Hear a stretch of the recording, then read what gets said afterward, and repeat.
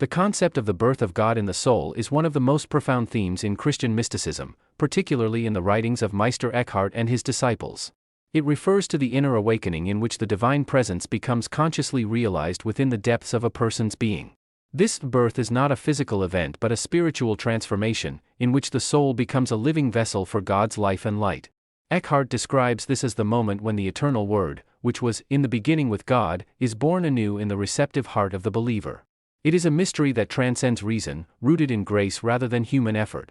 At the heart of this teaching lies the belief that every soul contains a divine spark, the innermost ground of being where God's essence and human essence meet.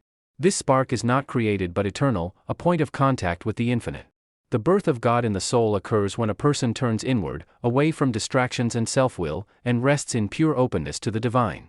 Johann Thaler emphasizes that the soul must gather all its scattered powers into unity, emptying itself of selfish desires so that God may fill the innermost place. In this stillness, the soul becomes a sacred space where God's word can be spoken and heard. This mystical birth is often described as both a gift and a calling. It cannot be forced by human striving, yet it requires a readiness of heart, a willingness to make room for God by detaching from ego and worldly attachments. Eckhart insists that God alone accomplishes this birth, but the soul must be silent and receptive.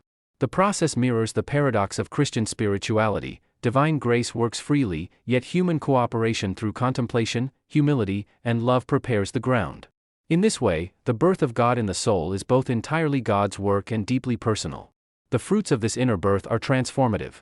The soul that has experienced God's presence in its depths begins to see the world differently, with compassion, clarity, and reverence for all creation. This is not an escape from life but a deeper engagement with it, as the divine life within overflows into action. The mystics teach that such a soul becomes a channel of God's love, embodying the truth that a child is born to us not only in Bethlehem but in the sanctuary of every awakened heart. This union with God does not erase individuality but fulfills it, making the person more truly themselves. Ultimately, the birth of God in the soul is a mystery that words can only gesture toward. It is the meeting point of eternity and time, the infinite and the finite, where the human heart becomes the cradle of divine life. For Eckhart, this is the very purpose of existence, that God may be born in us, and we in God. It is a call to live from the center, where the infinite sphere whose center is everywhere and circumference nowhere dwells within. In this birth, the soul finds its true home, and the divine finds a living expression in the world.